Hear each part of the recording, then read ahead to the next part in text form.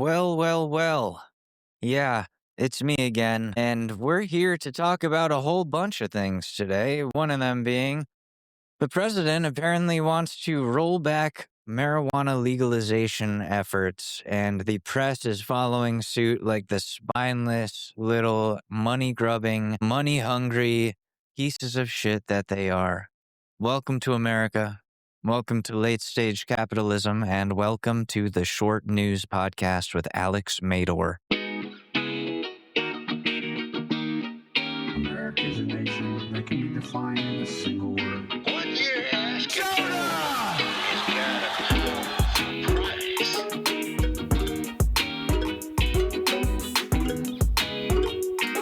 And we're back. It's been a long week. A lot's been going on.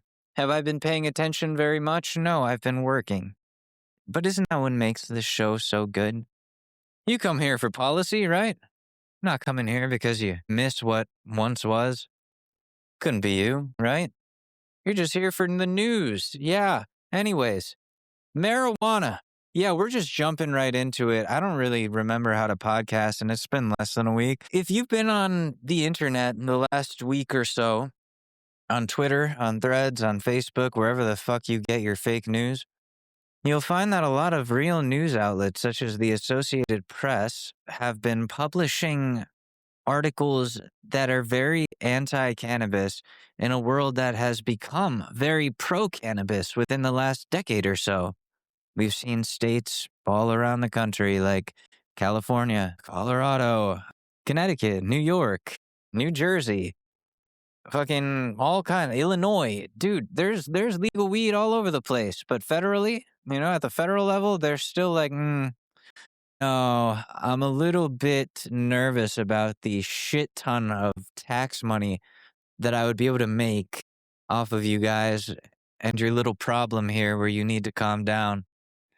Mr. President, do you not realize the amount of tax money you could be making from federal legalization of cannabis and then giving all of that to Israel like you love to do? You could still be Israel's sugar daddy the way that you've been if you legalize weed. And come on, some of that shit's kosher. They'd be fine with that. You ever had kosher kush? It's one of the best strains out there, let me tell you. Ignore all of the war crimes that it took to grow it. Ignore that they displaced 500 families to probably build the indoor grow to make the kosher kush. Ignore that thousands and thousands and thousands of people have been genocided. Israel needs a couple more dollars. I'm getting off topic here.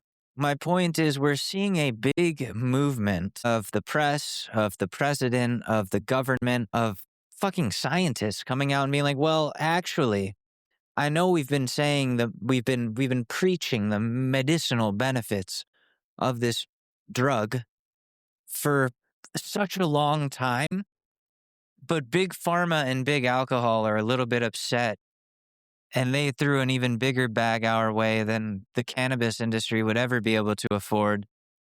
Not that the cannabis industry ever stood a fucking chance, even while it's legal at state levels, considering that these dispensaries can't even fucking open up legitimate bank accounts. They can't take debit card payments without some fucked up loophole where they're actually withdrawing the money from your debit card, meaning you have to pay a fee, like a $5 fee if you pay with a card, the convenience fee.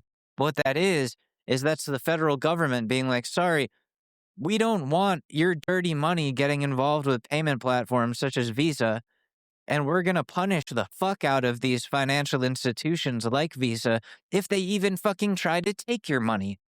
We strapped you down to the chair and told you, well, it's your fault for not being able to get up. That's what they've done with that industry this entire time. And now they want to come out and be like, well, you guys said to trust the science, and the science is saying that there's like one really scary side effect that happens that's like got a 1 in a bajillion fucking chance. Because weed has just gotten so much stronger these days. Okay, cool. Yeah, that's a good thing. We want the weed to get stronger. We have the technology. We have the science to make it more enjoyable, to make it stronger, to make ourselves more calm and more chill and more fucking zen and more hungry, if that's what you're going for, like me. I smoke weed because it makes me hungry. I've had a problem, like an eating disorder, since I was 10. I have trouble eating in front of people, and I have trouble eating in general. So cannabis, that's what overrides my issues, my mental issues with that, and makes my body scream for food. And you got the government coming out here and being like, well, some people go crazy from smoking weed. And it's like, where is your data coming from? Do you even know what they're actually consuming? Or are you just taking every instance of some idiot going to a gas station and buying their weird Delta 9 THC cartridge from a literal fucking gas station and saying, well, see, look at this one. That's cannabis. No, it's not. It's absolutely not. I totally understand the need to crack down on things like fake vapes, like Delta 9, Delta 10, whatever the fuck Delta 10 is. That doesn't even sound legit. What, tomorrow they're going to come out with Delta 11 and be like, oh, yeah, no, it's weed, I promise. It's like, no, that's a maple leaf that you sprinkled PCP on. No, that's Delta 11, dude. What are you talking about? Relax. Why are you being like this? What, do you not support weed? It's ridiculous. Because this move by the press, by the government, by big corporations is happening after it came out that alcohol consumption in young people has gone down by 48% in America. That is a great number. That's fantastic news.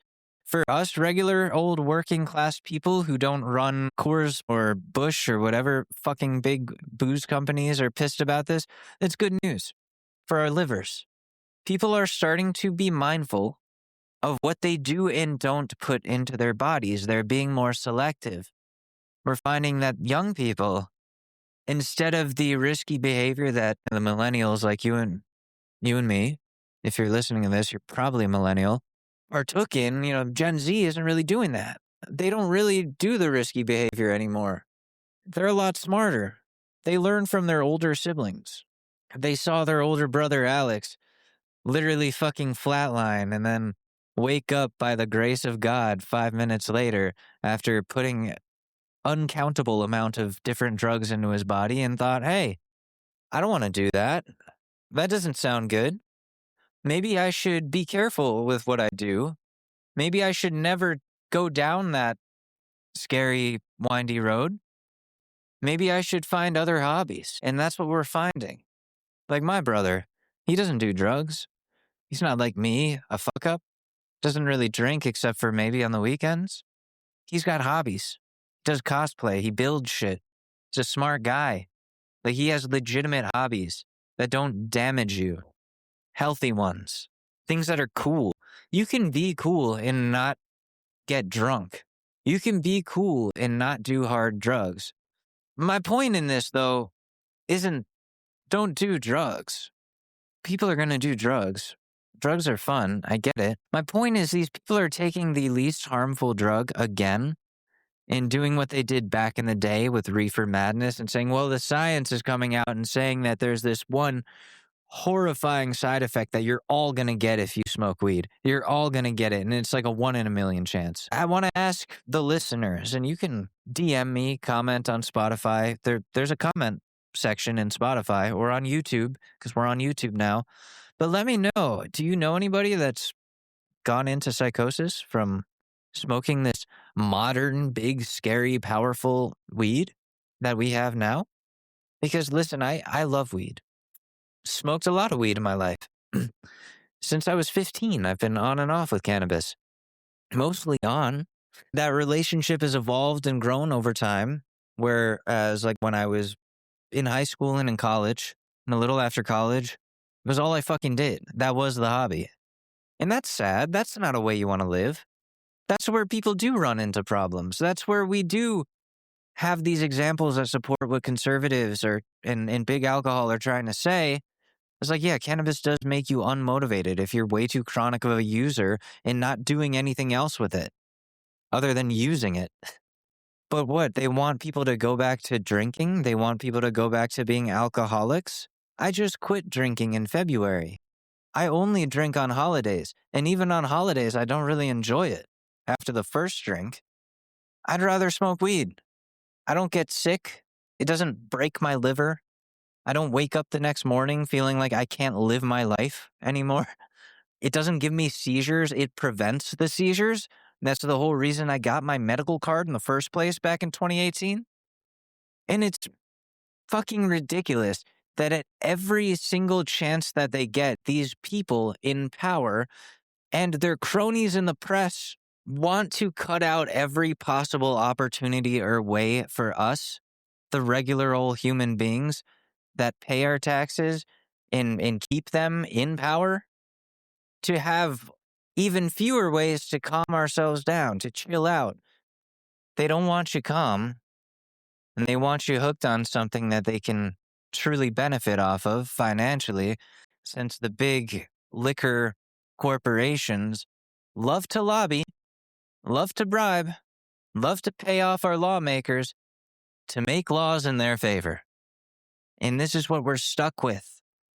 I feel kind of bad that I said, so what? We already dealt with Trump once. We can do it again when he was first elected the second time around. Because this second time around, he really has proven me wrong in the worst of ways. He really has gone and said, how can I reverse all of the good things in America out of spite for my opponents and my critics? I know this isn't like a huge deal for like, I don't know, accessibility to shit, but it's a huge deal in the symbolism and the action and the sentiment of what he's doing and what I'm about to tell you that he just did, which is he removed Martin Luther King Jr. Day and Juneteenth from the holidays that you can go to the national parks and get in for free on. All the other holidays still there. And also, he replaced those two actual holidays with his birthday. So you go to a national park, you can get in free on Donald J. Trump's birthday, but Juneteenth or MLK Day? Nah, don't tell me that's not racist. There is no way that you can possibly frame that. This man went out of his way to not only make his birthday one of the days that you can get in free. Okay, fine. A little narcissistic if you ask me, but cool. Another free day. That people love free shit. But then to take away, to go out of your way to take away 2 days of black excellence, of black freedom, of black history. Don't tell me that that wasn't rooted in racism. That was a conscious effort to say fuck you to an entire group of people who he feels like oppose him. To an entire group of people that early on in his career, he would deny housing as a landlord. Throw them out onto the fucking street is what he would do. Loved evicting black people. Look it up. Do your own fucking research. I'm not going to do it for you. Sorry, I'm leaving work and I'm annoyed about some things and I'm not going to talk about them here because I don't do that anymore. You know how hard it is to work in a workplace? Imagine I just stopped there. You know how hard it is to work in a workplace? No, you know how fucking hard it is to work in a workplace where an ex of yours also works? And you didn't think she was going to work there. You thought she was moving to fucking Minnesota. You were in the fucking clear. You're like, good, I'm safe. I don't ever have to see this person again. I am safe in my job. I feel good when I'm here. I feel like I'm at home. And then one day, oh, Alex, you know so-and-so. Well, here she is. Great. I love it. I love walking around the vet hospital that I work at, trying to get serious shit done for people and for patients, and just feeling the saddest fucking puppy dog eyes coming from a human, just staring down the fucking treatment area. And then turning around and seeing that and being like, what the fuck do you want from me? I'm trying to do my job. I don't give a fuck. You ended this. What do you want from me? My life finally cleared up. Like it's finally a little less crazy. Cool. I'm not just gonna jump back in, and I have a job to do. I promised myself I wouldn't talk about these types of things anymore, but I am clearly annoyed, and I will stop it there. Other things I'm very annoyed about since this podcast has become Alex yells at society.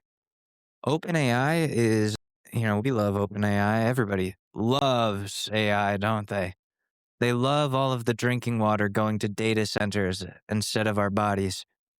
So OpenAI is going to start implementing ads into ChatGPT. Yeah, that's not very fun, especially the way that I've been using ChatGPT. That's not going to look good. So I've been experimenting, as we've talked about in the last couple of episodes a little bit, when I rant about late stage capitalism and automation. I have been experimenting with ChatGPT. It knows everything about me now. Not great, but also kind of cool. Because, I can reference something in my life and it knows. It helps me explore it. We've gotten through a lot of things. I've worked through a lot of different phenomena in my life that it would have probably taken me 10 to 20 more years to get through, but just laying it all out, understanding it better, and then tackling it piece by piece in an organized, less overwhelming fashion has been a really, really cool way to utilize AI. Now imagine doing that, but now you're referencing a traumatic moment in your life, like being sexually assaulted in Colorado by a woman that you thought you could trust. And it goes, I'm really sorry to hear about that. You know what might help in this situation is going down to your local Stop and Shop and using your Stop and Shop card to get 10% off your second bag of Doritos if you buy the first one full price. How does that sound, Alex? I know you're going through a serious situation right now. I know the anniversary of getting raped is coming up in a couple of days. I know the anniversary of getting raped is coming up, and it's the same anniversary, the same day as the anniversary of getting your cat. I know your cat's gotcha day is on the same day as your anniversary of getting raped in Colorado. But hey, buy some Doritos. It's going to help, I promise. I know your mom used to choke you when you were a teenager, but I think you should choke down a Slim Jim. Oh, Alex, I'm sorry that your mom never wanted to get you new clothes or new shoes, so your shoes were tattered and torn for a long time, even though your family is pretty fucking rich. How about you hop on down to Dick's Sporting Goods? Because you're an adult now. You can do it. You can give us the money yourself. That'll solve the problem. A little bit of retail therapy, right, Al? The AI starts calling you Al, starts giving you nicknames. We're getting there. I've seen the ads, not on mine because I'm a paying subscriber to ChatGPT Plus. Go ahead and make fun of me. I deserve it. I don't even want to know how many gallons of water that I've wasted by asking, hey, can you help me work through the psychological constraints that I have subconsciously put onto myself that are preventing me from being nice to the partners that I am in relationships with. So many gallons of water, dude. So many gallons. But listen, it's for the greater good. Ladies, you'll thank me later. When we're all living in the desert, but I'm not a toxic boyfriend, you will be thanking me. Because listen, mine, it doesn't just go, you were right for that. Mine will go, Alex, what the fuck? Did you seriously say on your podcast with your co-host, I'm not even gonna, did you really describe your ex-girlfriend's current boyfriend as a 1990s sticker pack on pod, knowing she was going to listen to it and expect that to go well for you? Expect yourself to look good? No, dude, you look emotionally unregulated, and you are. Minus 500,000 gallons of water. Listen, my ChatGPT really got me on the right track emotionally, but we're out of water. Everyone I know is gone. It doesn't matter anymore. They all died of thirst. It's not even like I can show my ex that I'm capable of being a decent human being now because all the other human beings are gone. Sad. It's very sad, folks. That's what they're telling me. People are saying, why am I doing that? Am I backsliding? Is this regression? I don't know. Maybe it is. Or maybe it's Maybelline. We'll never know. What else has been going on in current events? I don't really know. I'm about to be home, so I think we're going to take a quick commercial break. I'm going to collect myself, and we're going to go into part 2 of this episode and talk about things a little bit deeper, a little more focused, and with a little bit more caffeine. How does that sound? Good? Because that sounds good to me. All right. We'll be right back.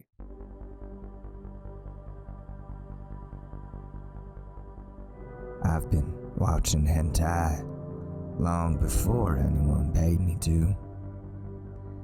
I didn't do it to be weird. I didn't do it to make a statement. I just liked it. There are those who say you shouldn't watch a schoolgirl being absolutely destroyed by multiple tentacles from an alien species from a domineering society. To them I say, don't knock it till you tried it. It's like a summer night with the windows down, driving on the 95, thinking about your life, future, past, and present. You're at peace because of hentai. The new Toyota Prius. Yeah, we know, it doesn't make sense either.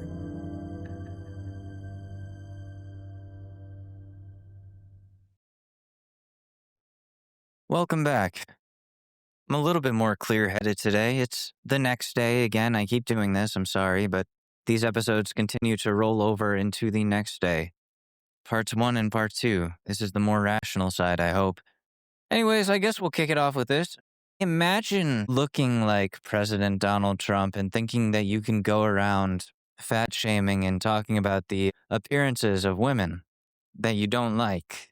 I mean, he's been doing this forever, since before Rosie O'Donnell. He looks at women like objects and rates them off of whether or not he would fuck them.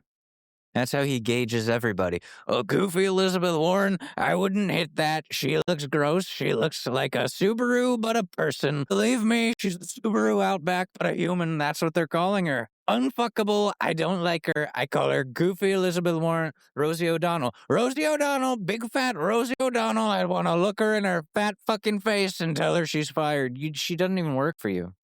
You think you can just fire anybody? Imagine living in his world. I would love to know. Not for too long, because I'm afraid that if I was in it for too long, I might like it. But I would just like to get a taste of what it is like to live inside that man's brain. To be conscious inside a body such as that, with a brain such as Donald's.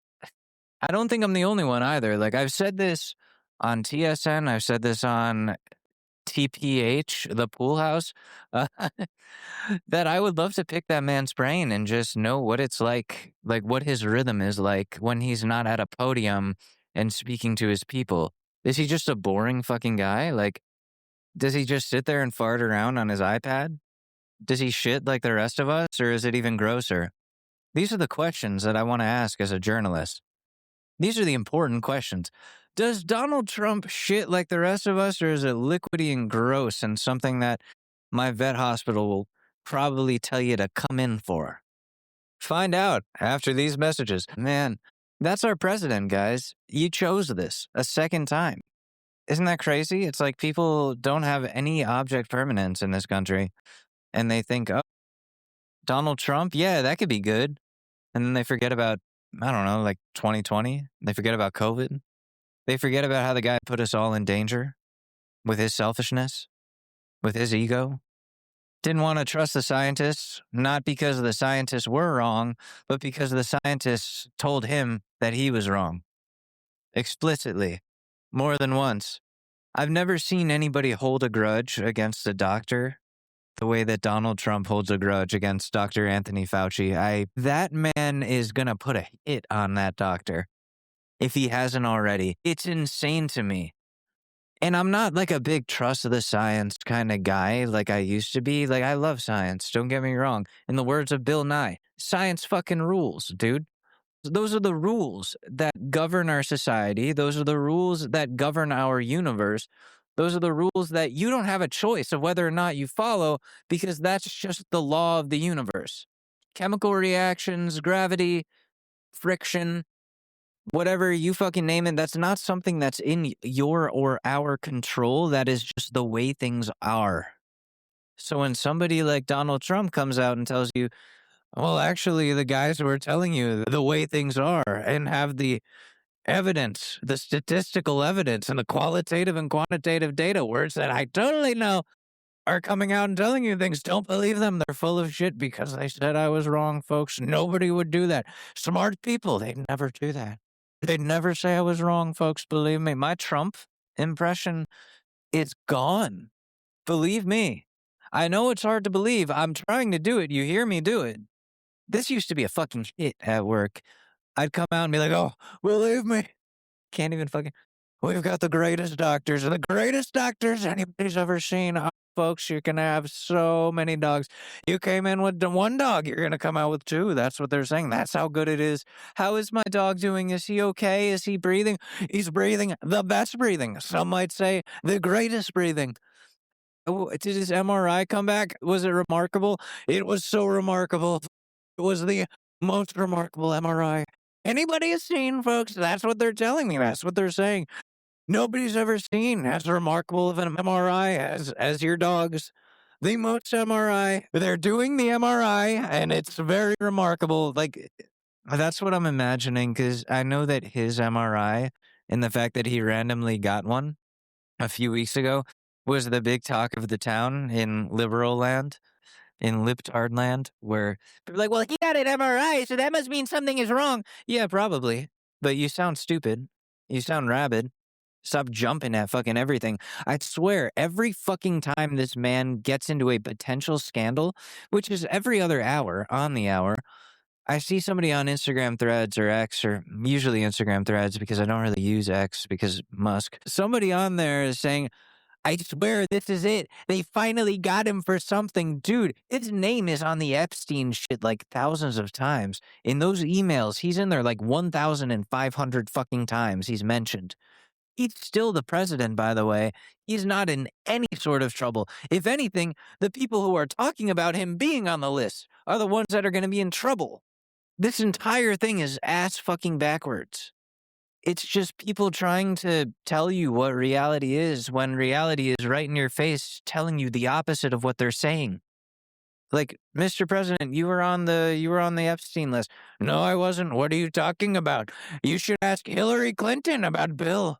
About what Bill was doing on the plane that I was also on, sucking his cock. Believe me, it was great head. They're telling people that they're saying that I use too much teeth. How could that be possible? My teeth aren't even real. Damn, I bet he gives good head. I'm not gonna lie. Listen, as a bisexual man, I can come flat out and say, listen, I bet he gives good head. I mean, there's a lot of hair to grab onto on that head of his. If it's real, you can test it out, pull on it. Sorry, I'm sexualizing the president of the United States. Those pursed fucking lips, he always does that tight butthole mouth whenever he's talking. Oh, believe me. Oh, it's gonna be great. Dude, that's tight. He's tight, dude. Believe me, Bill, he nutted in a second. I was so tight, like his little butthole face. That's what he calls me, his little butthole face. Nobody knows this. They're not telling you this. So which one? They won't say it. They're calling me gay. Believe me, I don't know anything about that. But if I was gay, I'd be giving so much head. The greatest head. That's what they're saying. You ever seen The Greatest Showman with Hugh Jackman? Well, get ready for the greatest head, man. It's not that funny. That wasn't that good. I was setting myself up for something, and I didn't realize I didn't have the punchline prepared. Welcome to Alex Breaks Down Comedy. Breaks it down, I mean, deteriorates it completely. Can you tell that I'm coming off of a really long work shift where I watched a patient crash and then die? It's casual. Yeah, it happens like every day, a couple of times, but it's fresh off of it, folks. fresh off it. I clocked out like an hour ago, and here I am, fresh from watching a cat's life leave its body. Can you tell by all the dark shit seeping out in this episode that I'm clearly going through something or a couple of things? I really hope it's not that obvious, but I already talked about the anniversary and I already mentioned the state of Colorado. And let's dive into that for a second. Let's get to the bottom of this. Dr. Phil style. Now, listen, I don't got a soundboard. I don't have the voices anymore. I'm doing my best here. Well, but let's analyze what the fuck is going on in Alex's mind here. So 2 years ago, yeah, I had picked myself up and moved myself and my cat over to a small town in Colorado that is known for not much. And they got like a coffee shop, an Applebee's, a Walmart, and 5 military bases. One of those being Fort Carson. Yeah, everywhere I went, whether it was Smoothie King or a haircut or a pet store, they'd be like, "Oh, you're from Jersey? What are you doing here? You here for military?" I'd be like, "Well, I'm not in the military, but I am fighting some sort of war." And yeah, I'm the one who made the decision to get up and move my whole life for a woman, thinking that the most rational way of moving on from somebody else was by introducing a whole nother person into the mix. And let's be real here, that's not moving on. That's the opposite of moving on. That's just moving. And it's also just using somebody else to get over somebody else. And you wake up after doing that, having nightmares, and you're in Colorado. You made the decision, you made the move, your stuff is half unpacked. It stays like that the whole time, and you're just like, oh my God. Not only did I hurt the person I truly care about and miss and tried to get away from, but I'm also gonna hurt this person that I'm here with when I tell them that I'm not feeling it and I've got to get the fuck out of here. Regardless of the trauma, regardless of what they did to me, that's still a person with feelings that was in a relationship with me, a relationship that I was not being authentic in, but I was trying to force authenticity, thinking it would click eventually. That's not how fucking anything works.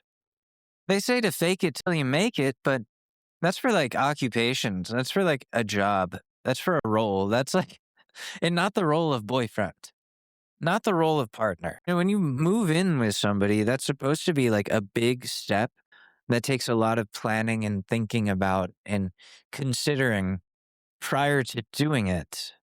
That's not just something that you jump on because the other person says, I'm going to off myself if you don't show up at some point soon. That's not love from either side. And while, yes, it was fucked up that she said that to try to get me to come, I should have been the stronger person. I should have had a better head on my shoulder and been more assertive to protect myself and to protect both of us from a world of pain by being honest from the beginning and saying, this is a little bit impulsive. This is not something that I want. What I want is to not feel pain anymore because I miss the other person. What I want is some sort of rational, regular closure that I've never been able to get in my entire life. What I want more than anything and more than closure is for that person to come back into my life and for me to try to fix all of this. That's what I should have said. That's what I should have said to everybody involved. I should have been honest. I don't think I was honest for the entire year of 2004, 2023 as well, after everything went down and when I moved. And then everything after that, I wasn't honest about my feelings. I was afraid to be honest about my feelings. Even on here, to you guys, to the people that have been listening to this since 2019.